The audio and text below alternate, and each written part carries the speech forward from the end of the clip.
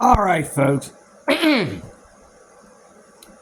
Brother DeRoy Cruz here. I just got done listening to two things on here on YouTube. One was Dwayne Green discussing another video that he did on the Mark Ward Dan Haifley debate about is the King James readable, okay, or the readability of the King James. And I didn't agree with Dwayne Green at first because he said, well, Dan Haifley lost that debate because Dan Haifley didn't address certain things. Well, I think Dan Haifley started off good, and especially in the middle of the debate in the rebuttal, I think he did really, really good. He kind of threw Mark Ward's words right back at him that he said, and he did a good job of that. He said, I like his comment when he said, so Mark Ward has shown you how to understand all the false friends in your King James Bible, and you understand the false friends, right? There you have it. We can continue to read our King James. I just love the way he pulled that stunt. I think that was one of the best parts of the debate. And I think the fact that he agreed with Mark Ward about, Mark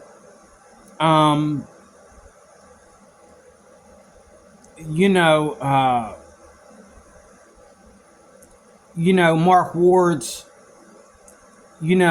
deciding to break down every word so that we can understand our King James Bible today. And he kept complimenting Mark Ward on that. He didn't really fight with Mark Ward as he would if he were to be with his other members of the council and start to debate modern translations. But because the King James was the one on trial, he kind of agreed with Mark Ward on most of what Mark Ward was saying. So I don't see that as a loss. I see that as a, what do you call it? Closure, a rest, a rest in the debate. He rested his case. But he did say a lot of good things about, as far as in Mark Ward, he kind of just let that blow off into the dust. But it's very true. The King James Bible is the standard. Dan Haifley kept saying that over and over again. And he said why it's the standard. I disagree. It's not the standard because it's the most Bible written and the most Bible pronounced out of people's mouths when they quote scripture. That's not why it's a standard. The King James is a standard because it was here first before all these modern Bibles. Like the King James is the standard today, and the older and older and older we go into town, help me, the further and further and further we go into time, the King James will even be more the standard. Why? Because there hasn't been a King James, and there hasn't been a Bible like itself since 1769. That's why it's a standard. It ain't the standard because it doesn't have false friends. It ain't the standard because it's perfect. It ain't the standard because it doesn't have errors. It ain't the standard for none of that. It's the standard, and it ain't even a standard because it's literal, because there are places where it's not completely literal. It's the standard because of who it is and what it is compared to all these other Bibles. That's why it's the standard. There's no other reason. Now, here's the sad news after watching Dwayne Green and watching Mark Ward and Dan Haifley all over again. I've come to the conclusion that I agree with Mark Ward. I agree with him. I agree with him that I agree with Dwayne Green that he did win that debate. And I do believe that a lot of people left that audience and went home and bought an ESV or some other modern translation that they were interested in. And, you know, Dan wanted to talk about why we read the King James and not modern translations. And Mark wouldn't let him do it. Mark said, we're not here to talk about that. Well, that's the man's defense. He's from the Research Council. That's what they talk about. Let him say just a little bit, Mark. Just a little bit about why we don't. I'd like to hear that. But he wouldn't let him do it. He said, we're not here for that. Okay. But I agree with Mark Ward. And I've come to the conclusion that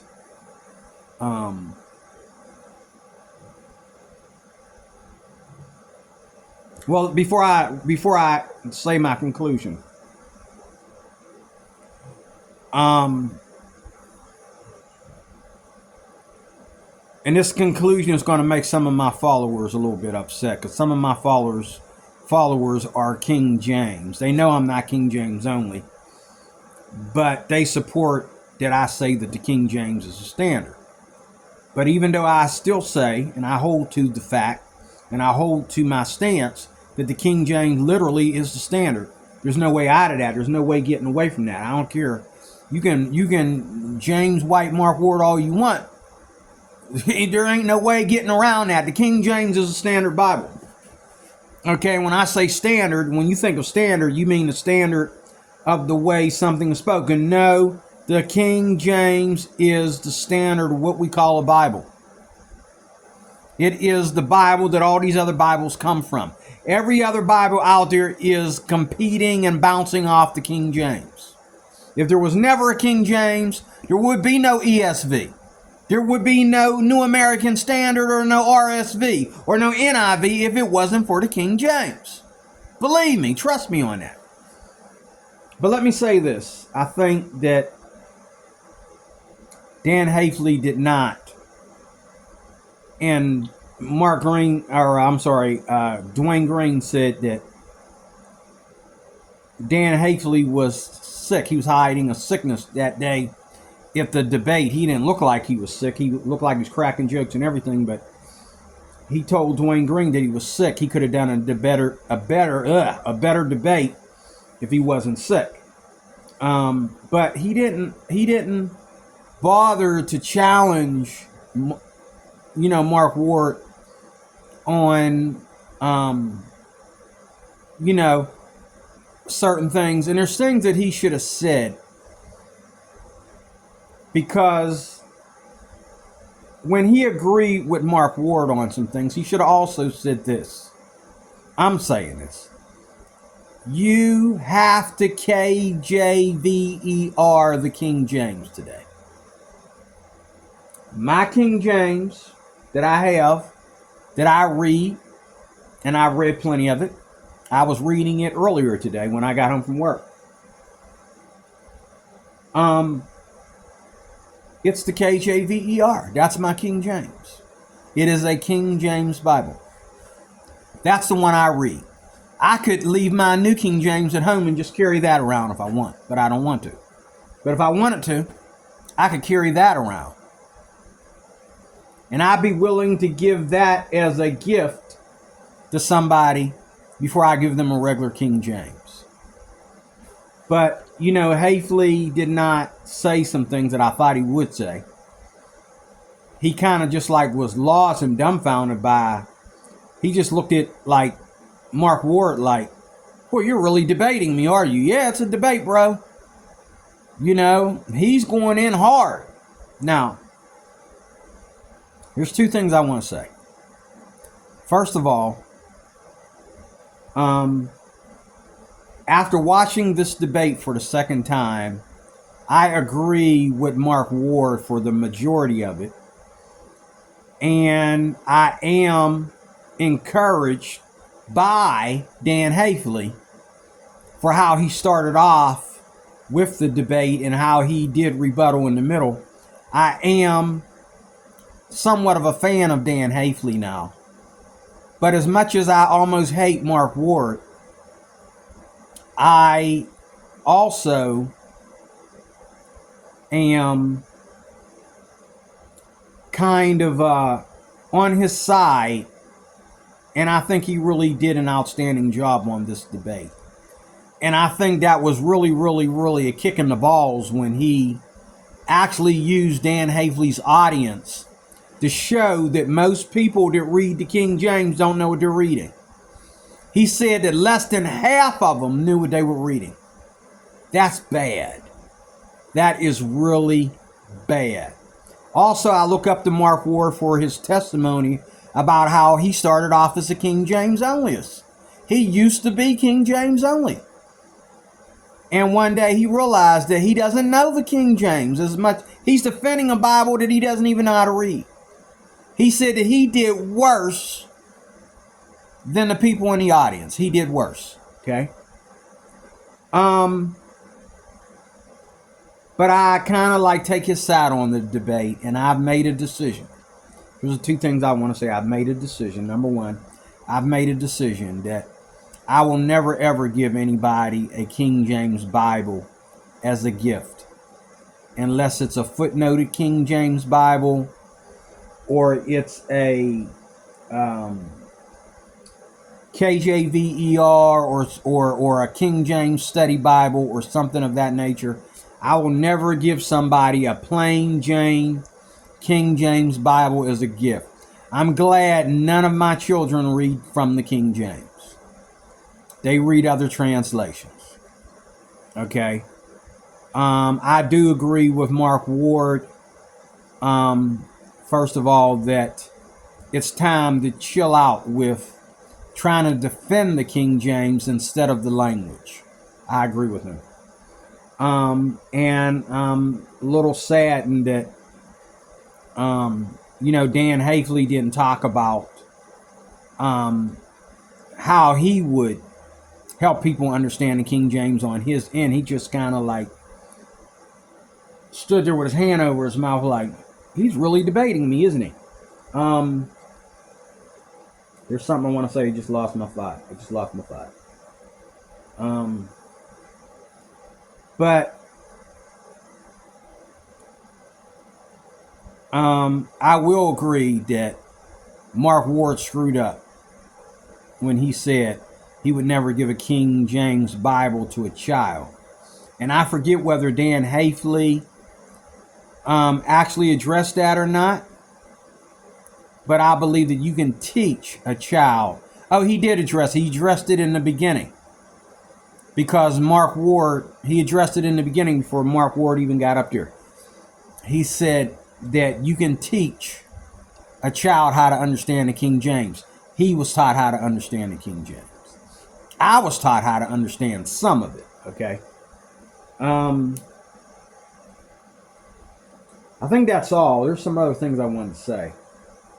I think Mark Ward, if he didn't bite his tongue, he should have felt his tongue falling out of his mouth when he said that. That was almost blasphemy. That was really a bad blow. That was really a blow to the balls right there. To say that was an illegal hit. When he said it should be illegal to give a child a King James Bible. I grew up on the King James. I was in Bible training family training hour class as a young child reading from the King James. We were a King James only church. We weren't King James only-ist, the cult, so to speak, but we were a King James only church. The King James was the standard text that we did all of our studies from. Now, we had some Sunday school books and some lesson plans and that came from other translations that were derived from other translations, but most of what we studied was King James, was from the King James. If you used another translation, we didn't have any material that did not explain to you what translation it was coming from. If something came in there and they didn't explain what translation it was coming from, got thrown in the trash, got thrown out of there. King James was our standard. But now that I've listened to Mark Ward's debate with Dan Haifley one more time in its entirety, well, actually, I'm at the questions and answers end of the debate right now, watching it the second time. I had to stop and do this video. I agree with Mark Ward. I would not buy anybody, again, a King James, unless it was the KJVER, number one, or a defined King James, or the simplified King James, or the new King James, or, you know what I'm saying? I would buy, or a footnoted King James or a King James Study Bible. I would buy somebody a KJVER. I would buy somebody a NEV or a New King James. I would not give anybody, but I wouldn't give nobody a NIV as a gift too. That's not my Bible that I would pick for anyone. Would I give somebody a CSB? Yes. But I will explain to them that there's verses missing. I wouldn't have to explain to them about the text, because I believe it follows along pretty well with the King James as far as the text. But, the text inside the Bible. But as far as the text it comes from, I would have to let them know there's verses missing in that Bible. But there's a footnote for everything. So I'd have to let them know. Make sure you read the footnotes. When you read the CSB, make sure you read all the footnotes. Every time there's an A, B, C, or D, look down the bottom of the page, see what the A, B, C, or D means. Because there's a lot of verses missing from that Bible, okay?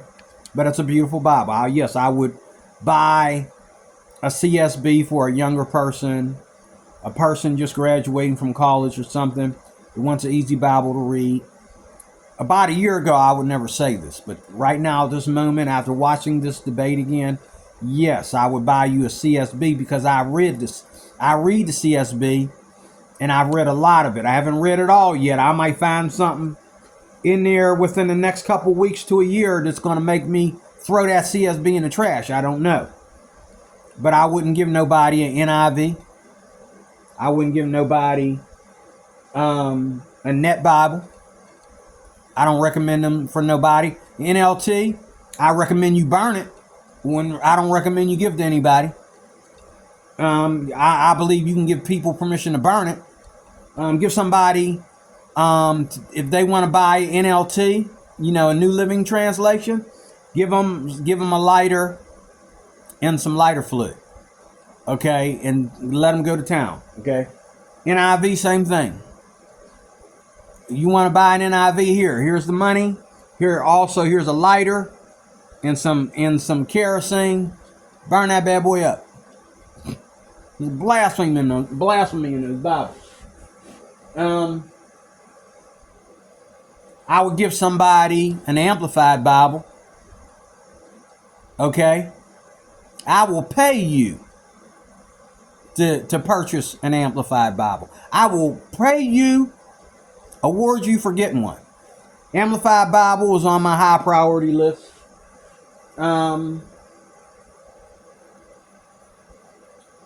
In the New Life Version, not to get it twisted with the New Living Translation. The New Life Version. The NLV versus the NLT. The NLV. The NLV, that's a good translation. That's the one that my stepson, I have to buy one up in in about a month or so. I have to get one for my son. Because I lost his. I thought I sent it to him in the mail, but I think he lost it and he's still blaming me. I didn't lose it. I sent it to him. Matter of fact, I sent him my copy. But guess I'm going to have to buy him another one. When I buy him one, I'm probably going to buy me one too. I'd like to find one that's got a nice body of leather on it with some with a concordance. You know, I'd like to see that. Or the copy that I have, I'd like to get it in leather. NASB, yeah, I might give somebody NASB. I'm not sure. If somebody likes the NASB, I will get them one because they like the NASB. But if they don't know the NASB, I probably wouldn't get one for them. My only Bibles that I support right now are the modern translations anyway, are the CSB and the Amplified. I really don't give that much support to the NASB. I really don't give any support to the Net Bible. Certain passages, but other than that, anytime you start pulling sentences or parts of verses out of the Bible because of what somebody that ain't a Christian has to say about those verses or whatever, you can bite me and go to hell while you at it. Okay? You know what I'm saying? Like, who gives a rat's behind what you Dave people think about Psalms chapter 2? Okay? So the NET took out kiss the Son. So there's no Son, even though the Son's mentioned twice. You left the Son in there. But now when you say pay homage to who? Oh, pay homage to the Father. That's not what the text says, Dan Wallace. That's not what the text says. The text says kiss the Son. But you let some Jewish people tell you that don't belong in the text. Okay, why don't you move to Israel then, and become a Judaic person, a Jew? Okay, I don't care what you do, but you don't mess with God's word like that. See, that's the big thing. God's word was already established back in the 14 and 1500s, and it wasn't established by the King James, the Geneva Bible, the Bishop Bible, the Wycliffe, the Tyndale. All the different Bibles before the King James say the same thing, come from the same text. There wasn't any text except the TR. That's what James White is not telling you. He don't talk about that. These other texts didn't come till later. Oh, you came later. You came later. And you want to tell us about older manuscripts. Bite me. Okay? King James was here first. Okay?